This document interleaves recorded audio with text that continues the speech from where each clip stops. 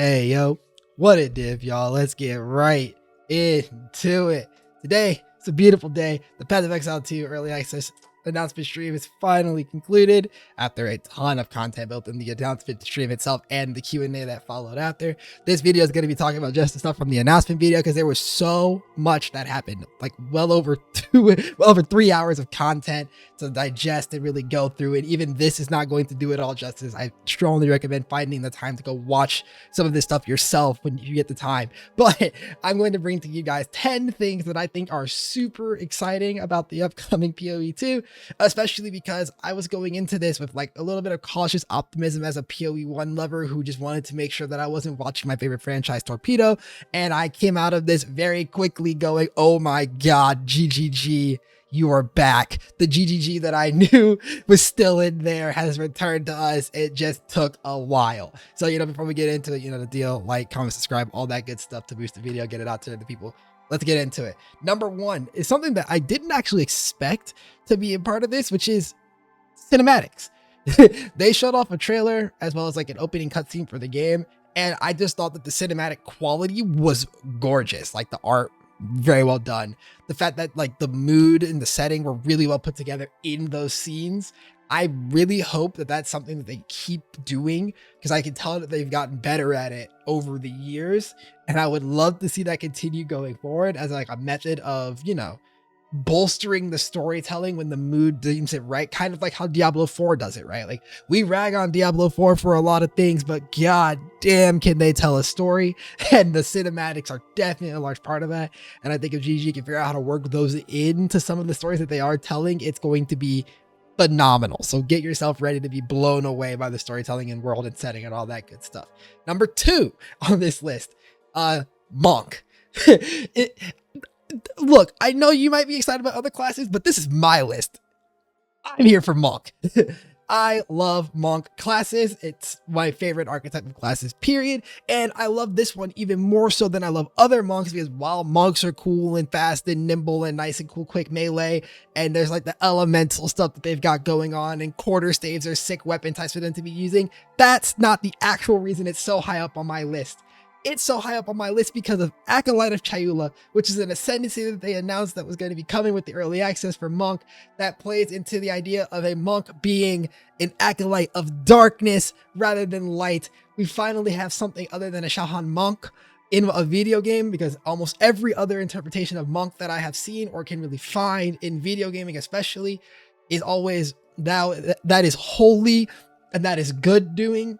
And I love that there's an option to embrace the darkness. And I think that's just super sick theming. Now, of course, everything else I saw on the screen was wicked cool, but it's just little stuff like that really stands out to me.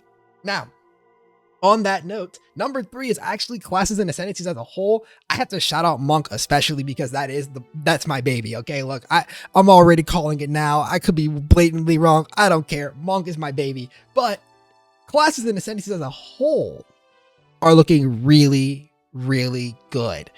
Just design wise, it was really cool to see them come to life, giving the characters and their weapon types in particular, right? Because you'll find that like the characters have a natural affinity for specific weapons, not necessarily that you can't use them across, right? But more so like the warrior is designed for maces, just like the monk is designed for quarterstaves.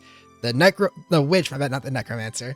witch is designed for scepters, right? Like you could tell that there's like an ideal pairing that they had in their mind, but they left the door open for us. And I think that's really cool because the designs very clearly lend themselves to the door being open for experimentation, which I think is going to be really cool. But I also just like that the design of these classes really like have an identity. A special one that I'm going to call out as a class that I just think was really cool for them to talk about was actually the 2 types of merc, like the mercenary, the like devil hunter archetype. I can't remember the exact name, but like the devil hunter archetype, and then the gemling legionnaire archetype. And like having that description be so prevalent in how the abilities of the ascendancy came together, as well as then both really fitting with the, the idea of the idea of a mercenary. It was very cool to see, as well as again, the skills and whatnot were just dope. All right, 4, Trials of the Sakema, baby. I mean Sanctum. Trials of the Sakema, never heard of it. That's called Sanctum 2. Now, I have more thoughts on that later, but the actual note for this segment for number 4 is actually just the lab overhaul. In other words, updating how we get our ascendancies. Massive, massive, massive, massive, massive, massive. We've been asking for years. Ain't that right, y'all? Years for them to do something about lab. As far as ascendancy goes, they kept trying to modify how we get rewards from it without ever actually touching the fact that people just don't like doing lab. And so the 2 things that are of note to me: 1, lab does not come back as lab. It's something different. And the something different is the 3 different ascension trials, which they only have 2 in the early access at first, and the 3rd will be added in later on. Trials of the Sakema and Trials of Chaos, which Trials of the Sakema is a Sanctum overhaul to be fit. It's pretty much Sanctum. Like, if you watch the footage, I'll talk about that more later and in a different video, but like, it is basically Sanctum. And then Trials of Chaos, which is inscribed ultimatum like activity. It's some mixture between ultimatums and in their maps and inscribed ultimatums, and using those as ways to, you know, introduce in-game systems that you will want to interact with because they have unique rewards attached to them, but also as a new way to get our ascendancies is awesome. One more thing to note about this change to ascendancies, by the way, is the fact that they were very clear that we do not have to do all of them, right? Let's just say, you know, you're sitting here listening to this like, man, fuck this guy. Why is he so excited about Sanctum being added as a trial? I can't fucking stand Sanctum. Good news. You don't have to do Trials of the Sakema at all to get your ascendancy points. If you were like, I really just like Trials of Chaos way more, run all of your ascendancy points through Trials of Chaos. You can do that, right? Like, the fact that that option is available to us is wicked awesome. I love it. I love it. I love it. Because I'm going to be in Trials of the Sakema for all of mine. But, you know, that's just me, right?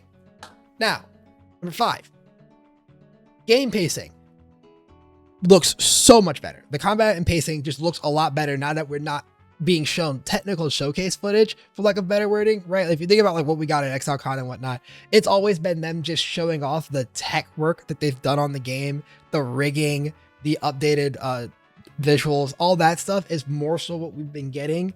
And this showcase was when we finally got to see just the game being played. And I'm not even talking about just like at endgame, like even in the campaign segments, I noticed that it was definitely more game speed. And that felt really good to see. It gave me a lot of comfort in the fact that the pace of this game is not going to be a fucking turtle pace, right? The pace looks good, and it looks even better once they got to maps. They showed off this really cool like flicker strike thing with the monk, which every time it came up on screen, I was over here like, oh, I'm so excited. Like, you have no idea. Like, actually, you probably have a really good idea from listening to this video how excited I am for monk, man. But also the splitting fireball that they showed on Sork, or even just some of the cool stuff that they showed of the necromancer, the warrior slams looked incredible. Like, they did oh my god, the cluster bomb showcases from the merc. Look, the game's combat just looks like PoE combat. It does not look like whatever they have been showcasing us before. It looks like an updated version of what we play already. Huge fan. Now, number 6, skill system. I'm just a fan of them updating things that I think are dated, which if we had had more time before getting to the league, I would have made a video about how outdated the skill system actually is in PoE 1 in anticipation for this update, because I think that this is a fantastic way to address a lot of my problems with it. The major one that I'm going to talk about, because I'm not here to detail out how every system works here, just know that they updated the skill system and the ability to, you know, socket more gems and whatnot. It's going to be really cool for build diversity purposes. The ability to say like incorporate more and more gems and skills in. Huge fan. Number 2, their philosophy change on supports is beautiful. If you don't know, by the way, they mentioned it in the announcement. There was also an interview from like, I think it was the Tokyo Games Fest or something like that, where they talk about how the use of supports in current PoE is very damaging to their ability to design supports in a world where you have multiple 4 to 6 link skills. And the idea is just, what if you took away the ability to have duplicates of a support? You only get one added cold. You only get one LMP. I think that's really cool, just because it means that the supports that we use are able to be designed to be cooler rather than having to be number engines. So I'm really excited to see that in play. And another thing about this updated skill system, and probably the most impactful for most things, quite frankly, not in terms of things that will actively change how you build, but just things that will feel better to you, even if you don't really think about it and notice it, is that you are able to get all gems all the time, right? Like if you open up a level 7 gem, you can get a level 7 gem of all of the weapon types. No quest completion, no, oh, I gotta go help Lily real quick by clearing the Twilight Strand. Oh, I gotta go do the library. None of that shit anymore, in case you actually do need to go across like specializations for gems. And I think that's beautiful. Okay, that was a lot about the skill system, but just know that it's a really cool updated system. Now, next up on the list, number 7. Crafting updates. There are a lot of crafting updates. I plan on making a video talk of its own to talk about these in more detail, to like actually like kind of prepare some thoughts on how we go into it. But I think it was really cool what they did show, and how the removal of certain current currencies that we do have, such as like the Scouring Orb, for example, allows them to get more nitty gritty with the crafting process. And you can tell that they've learned a lot from how like Harvest went as an experiment, for example, or Essences, etc. They've really learned from what we want and ways to give us things closer to what we want without exactly ruining the way that their vision aligns with it. And so we get things like, you know, transmutes being just +1 magic mod so that you can then aug on the second. Regals is then turns that into a rare, and then exalts, right? Like that loop still exists there, and that's nothing new. But what is new to those is the existence of omens that modify what those currencies do, because omens aren't old omens anymore. They are now currencies that modify other currencies, kind of like meta mods, or like the crafts from, again, you know, like meta mods from like the crafting bench, or like other forms of like quote deterministic crafting that we've used in the past, now just baked in as like a base currency. That's pretty cool. Then they also did something with essences, where essences no longer are mass like better chaos. They are actually just better transmutes or regals now. It's essence at base is to transmute an item with a modifier category, and then greater essence is to regal an item with that category. I'm curious to know if there's going to be a version that's in the exalt area or not, as well as other things related to that I think are going to be really cool to look into. But again, talk about more of the optimization around that. I just wanted to let you guys know that the crafting world is going to be changing, but I think that most people are going to be a lot happier with the way that it feels overall in that space. Woo! It's a lot going on. We still got 3 more. Y'all with me still? All right. Number 8, the new Atlas system. The best way to describe how I feel about the new Atlas system is that when I saw it, my jaw dropped. Like the first thought was, wow, because it just looks all different. It looked almost like it took inspiration from Last Epoch, just straight up borrowing from a competitor in the genre, genius idea. But B, and a little bit more importantly, is that the visual of the Atlas looks like a world, right? It's not a map, like a cartographer's map like we have right now on the Atlas. It's not just like a star chart like we have in Last Epoch. It looks like somebody opened up like Civ 6, took a screenshot, and then just overlaid the dots for the map tiles over the tiling of it. But that's what that felt like, and it was just gorgeous to look at. Then we talk about the expansiveness of it and the rework of the systems in play, which I'll have a separate video to talk about the details there, because that's a lot.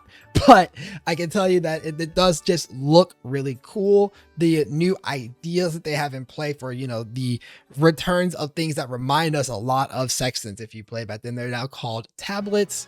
And then, you know, using waystones, which waystones are a better name for maps. And it's not because like, oh, I hated the name map, but it's mostly just because it like makes it a little bit more disconnected. Like the map is the location and the waystone is the way you get there.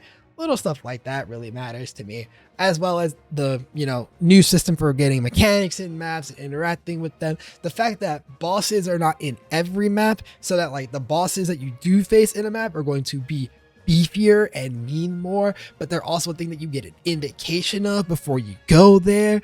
And then there's the new like system for unlocking the bosses and the new Atlas tree, which they talked about having specialized Atlas trees because of the way that the mechanics work now, so that you don't have to constantly swap trees when you're swapping mechanics that you're farming. Overall, it feels like they got a lot of the quality of life things that were bugger about the recent state of the Atlas in PoE 1 in a way that can be fixed, as well as just genuinely delivering something that looks like it's going to be extremely fun to explore. Plus, a bonus piece about this is that I'm curious, based on the fact that they mentioned that it was like basically infinitely expansive in terms of the size. I want to know, does this mean that we'll have like a state where my Atlas doesn't look like your Atlas air quotes, right? Like my end game like mapping area doesn't look like yours, because that would be cool. It might be a little annoying to figure out how to talk about it first, but I think that would be super fucking cool. All right, 2 more things to go. Number 9, so second to last on this list. The mechanic updates, like across the board, are just actually really exciting. The mechanics are pretty familiar in a lot of ways, right? Like Breach is still Breach, Ritual is still Ritual, Delirium is still Delirium, Expedition is still Expedition. We talked about Sanctum and Ultimatum earlier. They didn't mention the 7th yet, and I believe the 7th is what they plan on. Oh no, they mentioned like Essence is Strongbox updates as well, which Strongbox is a little bit slower now, which is kind of unfortunate. I believe there was supposed to be a 7th like real endgame content piece, and I have a feeling that that's either the map boss system or the 7th thing was meant to be whatever the 3rd trial of Ascension trial that we don't have yet is going to be at. But just the idea that all these mechanics that they did bring forward got like retooled in the way that they're done, as well as just some of the like optimization around them, but also the fact that they have distinct purposes that, pray to God, they won't fuck up the distinct purpose balance of these mechanics, right? Like a part of what makes some of the other ARPGs feel really good is the fact that the mechanics are the mechanic that give the thing, and they don't get power crept out of giving their thing, right? So Breach is now a catalyst farming source. Ritual for omens. Delirium gives us what's called distilled emotions, which for PoE 1 players, that's oils for anointing things with. And then Expedition looks like it's still the same artifact system it had in P1 for its gambling vendors, which we don't know exactly what all the vendors have in them yet, so there could be something that changes there. And then there's a Trials of Sakema, which will also be giving, in addition to being a part of the Ascension system, it is where jewels come from for our jewel sockets and our passive tree, and Trials of Chaos are where Vol themed items. And they said Vol themed items, right? They only showed the Vol orb, but the fact that they said Vol themed items instead of just Vol orb makes me wonder if there's something more there, right? But overall, just the systems being updated, overhauled, and then reincorporated into the game, and the ones that are in map, so Breach, Ritual, Delirium, Expedition, having something to specialize into for them on the Atlas passive tree that's going to be specific to them, and then having, you know, the tablets to add more of them and modify them. That's going to be super safe to play around with. Very excited. And last, but certainly not least, and actually, if I'm being honest, it isn't first on my list of things that I'm actually the most excited for, but it's damn close. Because my number 1 is obviously Monk, but these bosses, y'all, these bosses, they look so good. They look beautiful. They look chunky. They look meaty. There's feedback everywhere in the arena in terms of like the effects they're doing, their health bar, the fact that you can see the damage numbers near their health bar to kind of gauge out how you're doing. Like they obviously the demonstration is done with screen shake on, which is actually kind of relevant for depending if you do or don't play, but the impacts, everything was meaty, the clarity on like circular effects and whatnot, beautiful. The design, just, oh man, it looks so good. It looks so fun. And of course, GDG teased us with a couple of them, right? They only showed like Zesht, and I think they showed like a couple like other like bosses that aren't exactly the pinnacle bosses, but even the regular bosses looked good. And then like Zesht looked awesome. And I can't wait to see what the new true pinnacle boss at the tippity top of the new Atlas system is going to be like, which of course, because it's GGG, has its own Atlas system with Atlas passive tree attached to it. Those are the 10 things that I am like unbelievably excited for. There's so many other things that I'm excited for about this upcoming update. This upcoming release. I just can't fit them all into a video of any sort of reasonable length, right? And instead, I'm going to take some time to focus on making sure that I can talk about a lot more of these topics, like individually, especially the ones that I really want to get in depth with, or things that I want to get you guys prepared for. If there are things that you guys want to talk about, you guys want to see me talk about, drop them in the comments, whether that be literally just to tell me that you are super excited about a thing. And even if, and especially if you're mad at me because I didn't actually mention the thing that you're super duper excited about in here, drop that down below. Or if there's things that you want to hear my opinions on, drop them down below so I can actually chat with y'all in there, right? You know the deal. Also, I have a Twitch and a Discord in the description that you can come connect with me at when I'm streaming, or just in the Discord. I'm always reading my Discord if you want to chat in there. You know the deal. Anyways, thank you guys for watching so much. And we are in the best timeline with PoE 2 on its way. And I look forward to seeing you guys in the next video. Peace.